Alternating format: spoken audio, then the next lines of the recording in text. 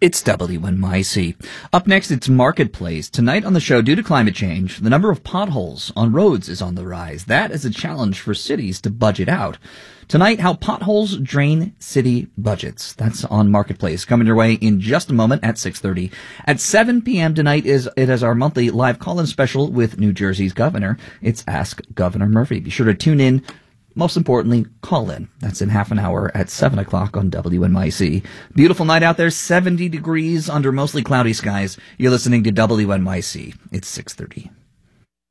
WNYC supporters include the Met, now on view, Cecily Brown, Death in the Maid, presents dynamic paintings, drawings, and sketches from the artist's 25-year career. Museum admission is pay as you wish for New Yorkers. Learn more at metmuseum.org.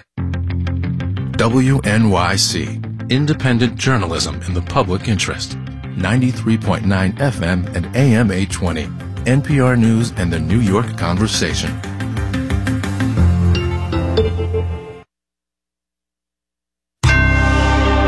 Marketplace is supported by McDermott, Will & Emery, lawyers working to level the field for entrepreneurs of color by knocking down barriers to business success. McDermottRise.mwe.com. On the program today, we will do some housing, we'll do a little bit of bank lending, and then pickleball. From American Public Media, this is Marketplace.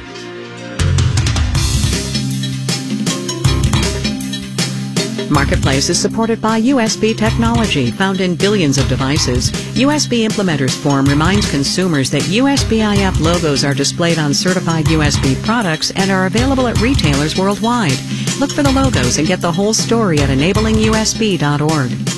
And by Domo, the data experience platform innovator that puts data to work for everyone so they can multiply their impact on the business. More at domo.com. In Los Angeles, I'm Kai Ryssdal. It is Tuesday today, the 11th day of April. Good, as always, to have you along. Everybody, let's talk real estate, shall we? Housing. Prices are still going up more slowly than they have been, but still up. Mortgage rates, same. There have been some swings, but a 30-year fixed is bumping up against 7% again. And given that, you might say to yourself, forget buying. Let's just rent. Oh, were it only that simple. Marketplace's Sabri Benishore is on it. You know what a lot of people do when mortgage rates are too high to buy? They'll stay in the rental market longer. Andrew Justice is a housing policy analyst at the Niskanen Center. So if existing renters stay and new renters keep coming, the only thing that can change is price. The rent goes up. And it makes it harder for everyone to afford their rent from month to month. Some analysts question this theory because it doesn't change the overall supply of homes, and unbought homes can be converted to rentals. But Logan Mohtashami, lead analyst for Housing Wire, says if ever there was a year where people were trapped into renting, it was last year. We had the biggest mortgage rate spike in recent modern-day history. So definitely there were some first-time home buyers that were renters that, just say, hey, listen, I can't even afford to buy a house at 7% mortgage rates. But despite all those trapped renters, we see rent inflation coming down. One reason is that supply has come to the rescue a little bit. New construction of rental housing, particularly multifamily housing, has really been booming over the last 6 months. Lisa Sturdivant is chief economist with Bright MLS, a real estate data company in the Mid-Atlantic. So in many markets, there's actually a lot more rental options now than there were even just a year ago. A lot of those options are projects that were started in the low interest rate era before the pandemic. They were put on hold because of COVID and supply chain problems. So does this herald a new future of abundant housing supply for renters and buyers alike? No, it does not. We do need more supply of housing. Dean Baker is senior economist at the Center for Economic and Policy Research. Today's high interest rates make it more expensive for builders to build tomorrow's homes. No doubt about it. If we see these high rates continue for another year, 2 years, it will be felt in terms of less supply of housing. So the housing market of tomorrow won't have enough homes, just like the housing market of today and yesterday and before the pandemic. In New York, I'm Sabri Benishore for Marketplace. On Wall Street today, 3 little letters, gang. CPI. CPI. March inflation comes out tomorrow, so traders kind of kept their powder dry on this Tuesday. We'll have the details when we do the numbers.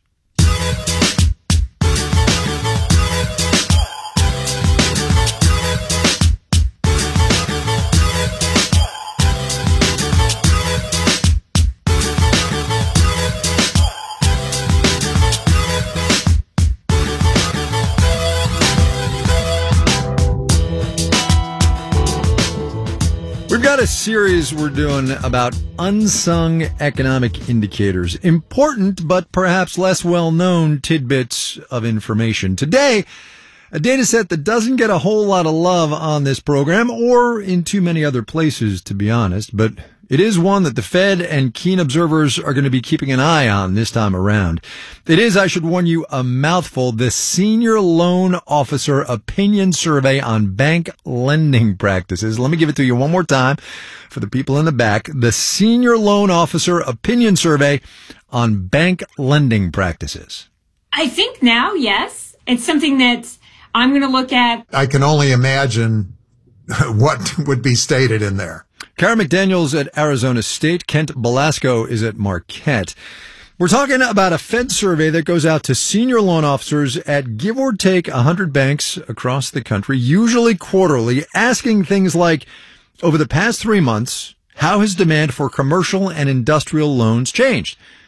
Same question for mortgages. Also, have your bank's standards for approving credit card applications changed?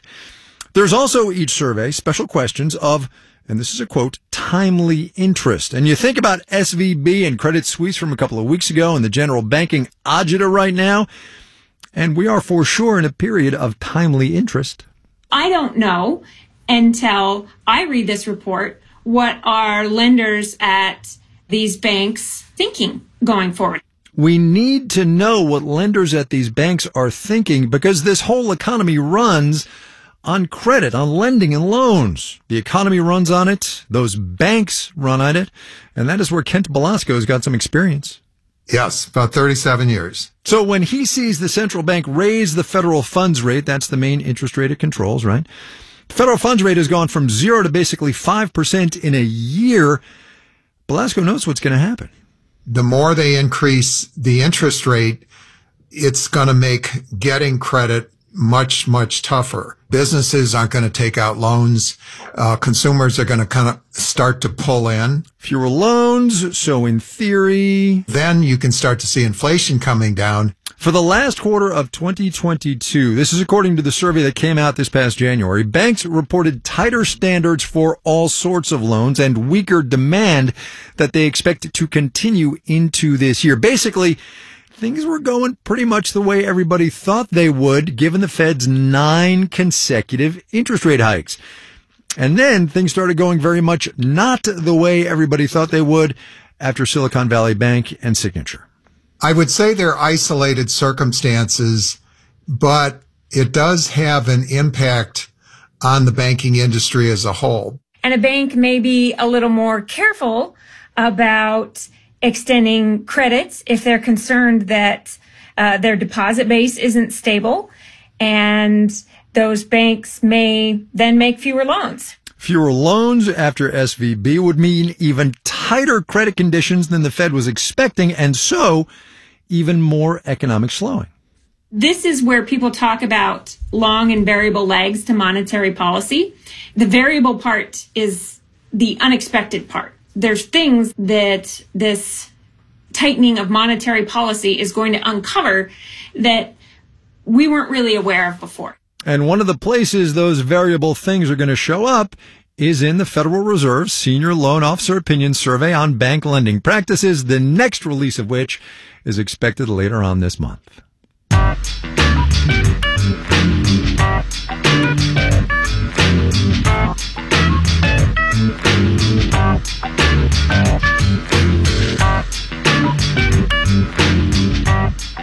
Just because you can never have too many rebrandings. Tomorrow, Warner Brothers Discovery is set to reveal its new, but not really new streaming service. What was once called HBO Max is now going to be called Max. So reports the New York Times. But beyond the name change will also come some content changes. There'll still be the biggies, of course, like Succession and The Last of Us, but also what you might call lighter reality TV. Shows like, and I'm not making this up, Dr. Pimple Popper and House Hunters International. The kinds of shows you might put on in the background while you're doing chores or paying your bills or, working. There is, it turns out, a phrase for shows like that. Ambient streaming. Here's Marketplace's Matt Levin. I'll confess, I'll sometimes put a show on in the background while I'm, say, frantically emailing streaming experts for interviews. It usually goes something like this. All right, let's see what we got here. Black Mirror, my favorite. Bit too intense. There we go. Hello, Bakers. Welcome to the Thames. I'm actually not a huge Great British Baking Show guy, but that's exactly the type of show we watch while, wait, why do we put it on if we're not paying attention? Shira Gabriel is a psychology professor at SUNY Buffalo. She says it goes back to our hunter-gathering days. Our ancestors were the ones who lived together with other people, who needed other people and were in collectives. And so we evolved a primitive mechanism that pushes us towards feeling connected to others. In other words, somewhere deep in the recesses of our caveman brains, we think the sound of the Real Housewives' voices will keep us from being eaten by a saber-toothed tiger. And certain shows scratch that evolutionary itch better than others. A repeated narrative structure like something like House Hunters, where there are different people every time, but we sort of know these characters, right? Sitcom reruns work well as ambient TV, but the problem for streamers is that the Seinfeld or Fresh Prince catalog could be very expensive.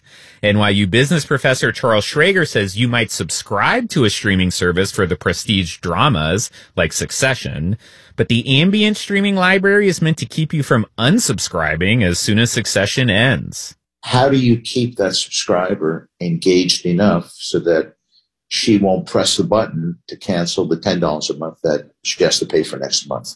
I know I may be biased here, but you know what doesn't cost $10 a month that you can play in the background while you're doing chores? The radio. I'm Matt Levin for Marketplace.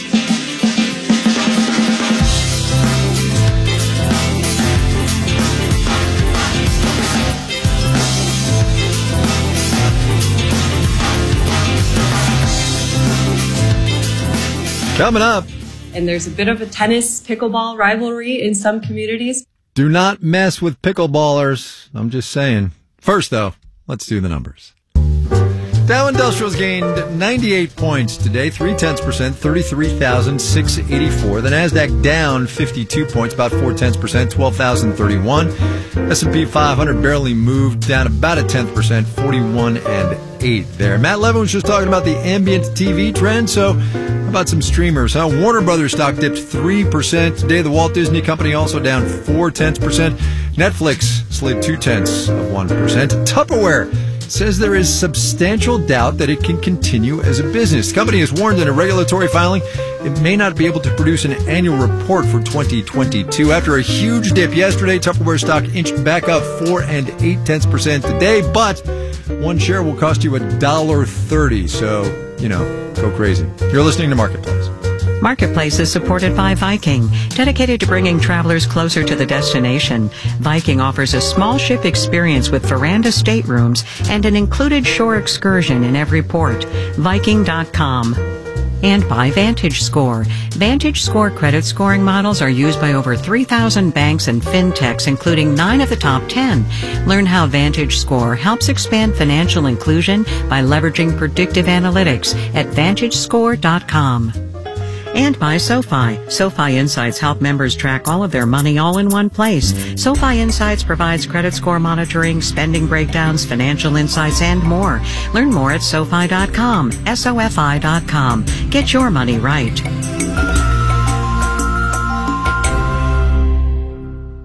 Support for WNYC comes from Swan Auction Galleries, with an auction of printed and manuscript Americana on April 13th, including paper telling the story of America from colonization through the Civil Rights Movement. Information at swangalleries.com.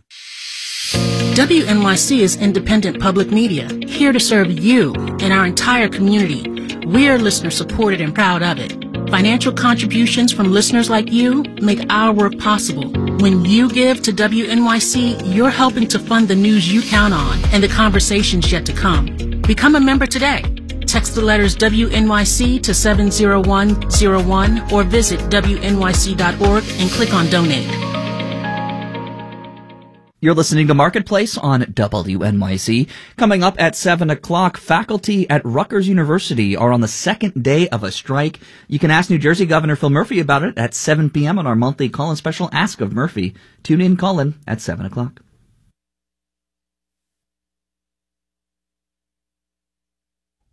This is Marketplace. I'm Kai Ryssdal. There have been reports this week that the White House is getting set to roll out new rules about car and truck emissions, the net effect of which would be to get more American drivers into more electric vehicles. While we wait for that, though, there is data out today about how we're feeling EV-wise. A new poll from the Associated Press, NORC Center for Public Affairs Research, and the University of Chicago that shows about 4 in 10 Americans are at least somewhat likely to go electric the next time they buy a car. However, it also shows that the big EV barrier for most people is the sticker price. Marketplace's Samantha Fields has that one. Driving an electric car is cheaper than driving a gas car. And Sam Ori at the Energy Policy Institute at the University of Chicago says that is a big motivator. 74% of Americans say that saving money on gas is the top reason why they would consider purchasing an electric vehicle. Saving the climate is also a big motivator, but not as big as saving money. At the same time, it's not just about the operating costs. There's also the upfront costs, and we know that electric vehicles tend to be a few $1,000s more than their comparable gasoline vehicle. And that is the top deterrent for potential buyers. The federal government has been trying to make the sticker price less of a deterrent by offering tax credits on certain EVs. Right now, that's $7,500, but by next week, April 18th, it's going to probably be going down for most electric vehicles to about half of that. Leah Stokes at UC Santa Barbara says that's because of new requirements around where EVs and their batteries are made. So a lot of the EVs are not going to qualify for that full tax credit quite yet because they don't make all the battery components here in the United States. That should change as more car makers open EV and battery plants in the U.S., says Gil Tal at the Electric Vehicle Research Center at UC Davis. The idea is that this kind of requirement will change where the car companies decide to build their next factory. Ultimately, Sam Fiorani at Auto Forecast Solutions says what will really drive the cost of EVs down, more than tax credits, is more supply. It's just going to take a while. We've been building internal combustion engines for 140 years, and so we've only been building modern electric vehicles for 20. So right now, he says, car makers just aren't able to churn out nearly as many EVs as they can gas-powered cars. I'm Samantha Fields for Marketplace.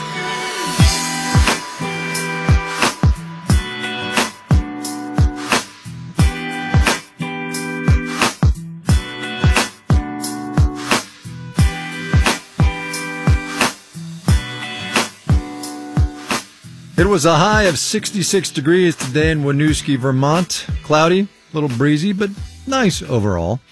Not that many weeks ago, though, those relatively balmy temperatures across much of the Northeast were switching off with days and nights below freezing. Freeze-thaw cycles, they're called, that are happening more often and earlier in the winter, too, as the climate changes.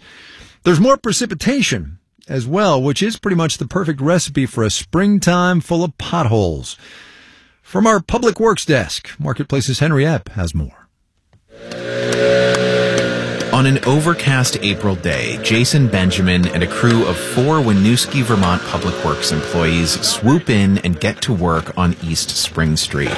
One uses a leaf blower to clear debris and water from potholes. Others shovel heated asphalt from the back of a truck into the trouble spots, then tamp it down. Normally, they'd use a machine to flatten the asphalt, Benjamin says, but it's having some trouble today, so they're tamping by hand. Doesn't do as good of a job, but it still lasts quite a while. Just not as efficient. Harder for you guys. It is harder for us, yes. I am sweating. This is just a temporary fix, Benjamin says, to keep the roads safe for drivers in the short term. The crew will come back in the summer to make a more permanent repair. After a relatively warm, wet winter this year, they're doing a lot of this kind of work. It didn't freeze as good this year, and we've had a lot of wet snows, and The roads have opened up quite a bit this year. So we've got a lot of potholes we've been dealing with. Pavements are designed to be dry. That's the whole reason why we have pavements, is to protect that soft underlying natural material. That's Jo Sias, a professor of civil and environmental engineering at the University of New Hampshire. She says that underlying natural material gets wet when pavement starts to crack. And when the temperature drops and that water freezes, it'll expand, freeze, crack things more, and it's kind of a downward spiral. The crack gets bigger, the underlying material gets softer, cars and trucks run over it. And then you start getting those chunks that fall out. Now you've got a pothole, and the short-term solution is to do what Jason Benjamin and his crew do, fill it in. Recently, that's been happening more often, says the city's public works director, John Rauscher. The amount of potholes has gone up. Our budget necessarily hasn't gone up to address those, unfortunately. And Rauscher says his department has had to do temporary pothole repairs earlier in the winter because those freeze-thaw cycles are happening earlier in the season, like in January and February. And Vermont is getting wetter. Annual precipitation has increased 21% since 1900, and more of that is falling as rain rather than snow in the winter. Meanwhile, Rauscher says the price of asphalt shot up in the last few years, too. So that obviously limits how much paving we can do for the season. He's competing for the same property tax money as other city departments. You got to fund the police cars. You got to fund the fire trucks. So Winooski's backlog of road repairs is growing, and the city is not alone. According to a 2021 report from the American Society of Civil Engineers, the country as a whole has a $435 billion road repair backlog. So what's a municipal public works department to do? For one, Jo Sias, the UNH professor, says they should start using future climate projections rather than past data when planning paving projects. Current practice is typically to just say, oh yeah, this is what the climate was the last 20 years. This is what we should design for, rather than, okay, next 20 years could be different in some respects. 2, don't just fix the pothole when one forms, Sias says. Pay attention to the root causes, things like drainage issues or cracks in the asphalt. It's like changing the oil in your car, right? If you don't change the oil in your car, you're going to have bigger issues down the road. But if you do that maintenance, you're expecting that to last longer. Pavements are exactly the same. They're not perfect fixes, but they could help cut down on the time crews spend tamping asphalt into potholes. In Winooski, Vermont, I'm Henry Epp for Marketplace.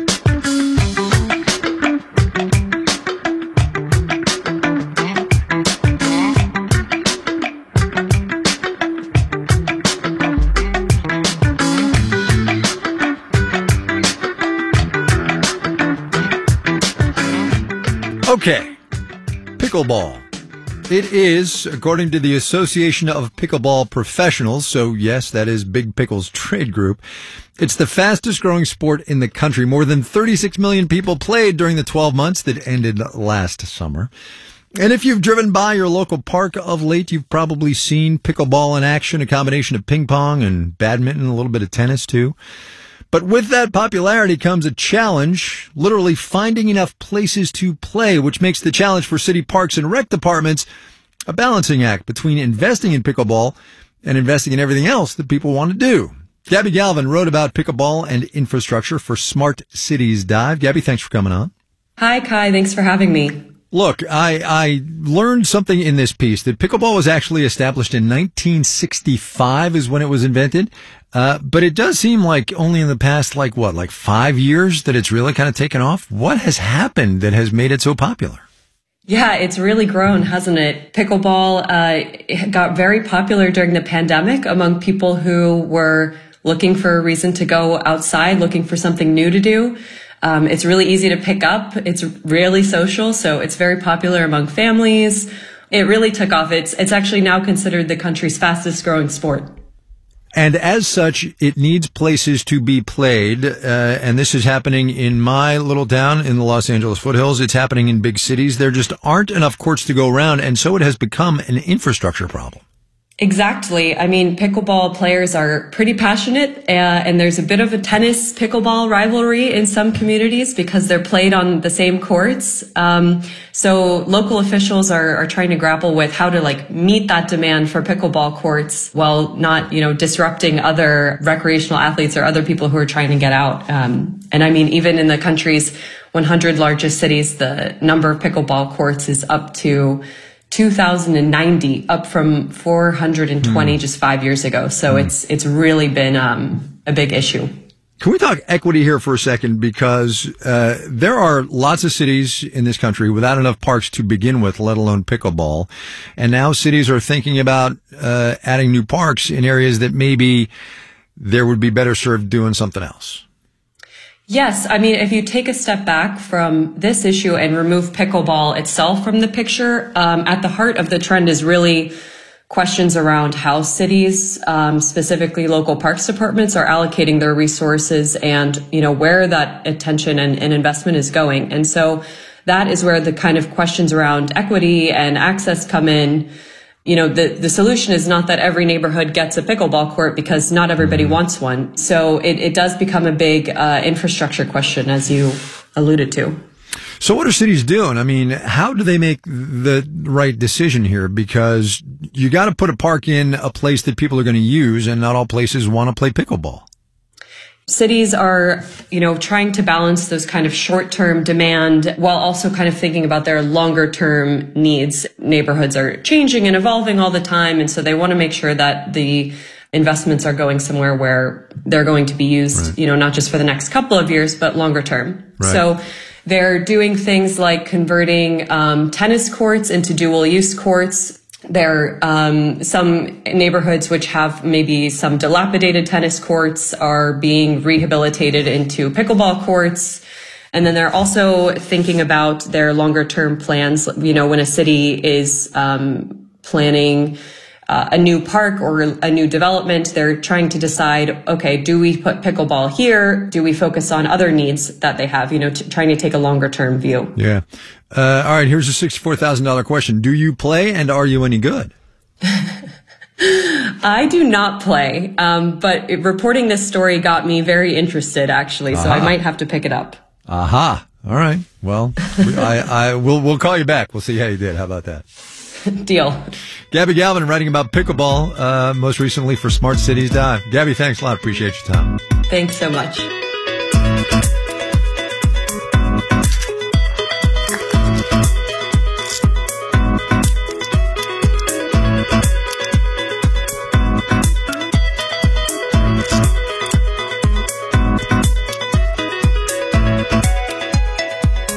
This final note on the way out today, and it may well be that I am burying the macroeconomic lead, but there was a new World Economic Outlook delivered by the International Monetary Fund this morning. The actual data points aren't really the important part. The IMF says global growth is expected to be just a touch lower this year than it had been guessing in January, 2.8% this time versus the earlier guess of 2.9%. Here, though, is the meat of it. The IMF says 5 years from now, global growth is going to be somewhere around 3%, which sounds okay until I tell you that's the lowest medium-term growth forecast from the IMF in more than 30 years. It's also worth a not completely reassuring observation here that the IMF also says that all of the above assumes, and this is a quote, the recent financial sector stresses are contained.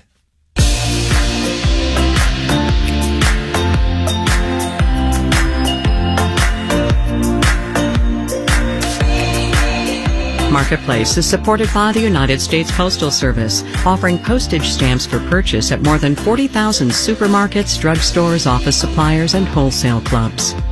And by EquityZen Securities, LLC. With EquityZen funds, accredited investors can invest in the private companies shaping the future before they go public at EquityZen.com/radio. All right, we're going, but here's your moment of economic context from the Inflation is Everywhere file, and this might be a little awkward given what you just heard, but assuming regulators approve, the United States Postal Service, an advertiser on this program, is going to bump up the cost of a first-class stamp from 63 to 66 cents, effective July the 9th. That is, in case you're wondering, a 32% increase in first-class postage since 2019. Fed's gotta raise rates, am I right? Our digital and on-demand team includes Carrie Barber, Dylan Nieto, and Janet Wynn, Olga Oxman, Ellen Rolfes, Virginia K. Smith, and Tony Wagner. Francesca Levy is the Executive Director of Digital and On Demand. I'm Kai Risdall. We will see you tomorrow, everybody. This is APM. WNYC is supported by Drexel University in Philadelphia. Drexel's